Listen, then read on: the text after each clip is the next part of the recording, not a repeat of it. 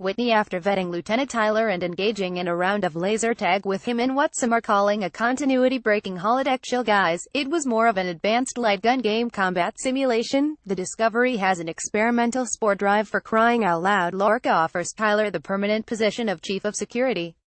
Having no living family and experience fighting the Klingons does seem to make him the ideal candidate. The fact that he fights like a Klingon, something he seems to have picked up in his 7 months as their prisoner, doesn't hurt at all. Tyler truly seems to have landed on his feet on the Discovery, but still he eats alone in the mess, which makes it all the more adorable when Tilly, now referring to Michael as her mentor in her unofficial officer training, suggested she and Michael join him. Their introductions are cut short though when Michael received a psychic blast message from her adopted father Sarek. He was in danger and needed saving. Halfway across the galaxy, Sarek was on a secret political mission to broker an alliance with the heads of 2 independent Klingon houses that stood apart from the new United Empire and sought to undermine its current leadership for their own gain. Seeking any way to bring the war to a quicker conclusion, Sarek was on his way to these secret talks when his companion, a Vulcan logic fanatic because that's a thing apparently, injected himself with some sort of chemical and turned himself into a living biological bomb.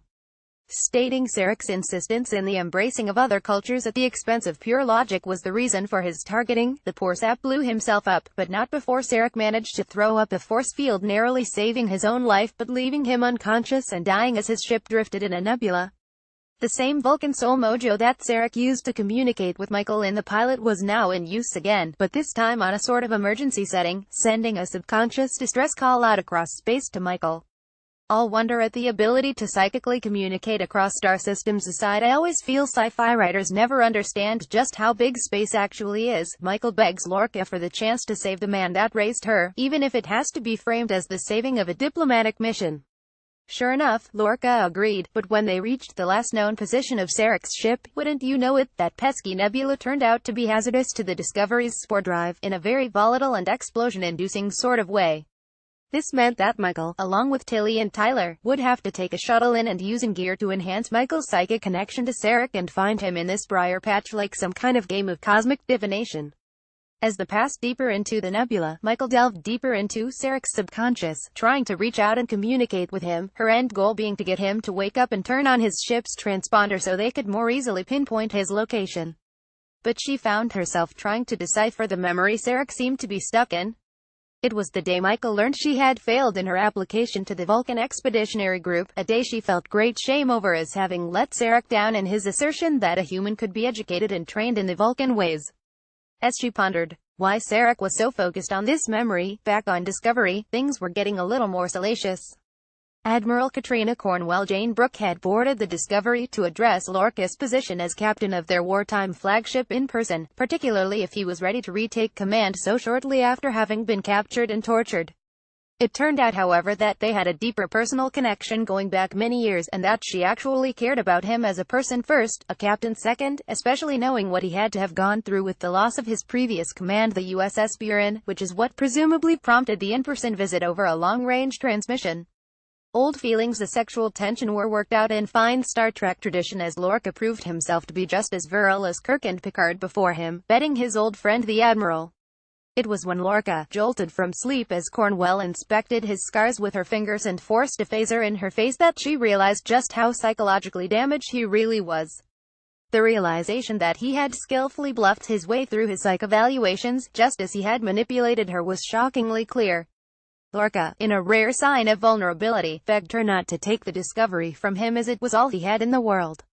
Back in the nebula, forced with the knowledge that in his dying moments, her adoptive father was thinking of her most shameful moment and the prospect of reliving that moment, Tyler had some key words of wisdom for her which showed an emotional competence on top of his general badassery.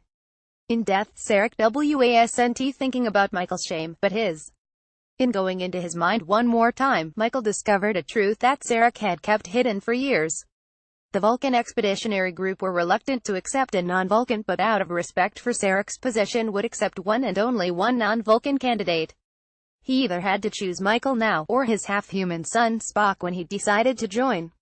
Sarek, in one of those tried and tested Star Trek moments where sentiment plays into a Vulcan's decisions, chose Spock over Michael and subsequently lied to Michael, telling her that she had failed in her application, instead advising her to join Starfleet instead. Of course we all know Spock went on to join Starfleet as well, so his lie, and the subsequent shame it caused Michael, was for nothing, which made Sarek bury it down all the deeper. Finally learning the truth, that oddly enough her adopted father wasn't perfect and that was okay, was the key to getting Sarek to wake up and signal for help. With Sarek safely back on board Discovery, he seemed to deny any knowledge of what happened in his heading the way emotionally distant parental figures are wont to do, but Michael left him knowing that was a conversation they were definitely going to have another time. As for the diplomatic mission, with the window for meeting the Klingons closing and Sarek too injured to be moved, Admiral Cornwell took over as any chance of peace had to be pursued. Before departing, she let Lorca know that when she got back, she would recommend he undergo rehab and evaluations, something Lorca agreed to in exchange for keeping his command. Unfortunately, however, the meeting had always been a trap, and now with a Starfleet admiral, the Klingons had a pretty powerful bargaining chip. When informed of this development, instead of racing in to save her as his usual style, Lorca for once in his life showed restraint and instead said they would wait to see what Starfleet's orders were. As Sar left to ask Starfleet Command for their orders, Lorca was left looking into his own reflection, his phaser still on him, possibly as a symbol of his distrust and madness. What kind of man has Captain Lorca become? Seeing a more intimate side of Lorca, but also the deeply damaged one that probably shouldn't be in charge of a starship, was intriguing and left me wondering, had he suggested the mission to Cornwell specifically because he knew its dangers might take her out of the picture? To leave me questioning the motives of a Star Trek captain in such a way was a bold move by the show. Also, it was great to see Tyler, Tilly and Michael Bond, forming something closer to the kind of ensemble casts we're all used to from the Star Trek of old. But with regards to the Michael Spock connection, Star Trek Discovery is going to have to do the proverbial or get off the pot. If Michael and Spock grew up together, even with an age gap, get to it, show us Cadet Spock, for crying out loud.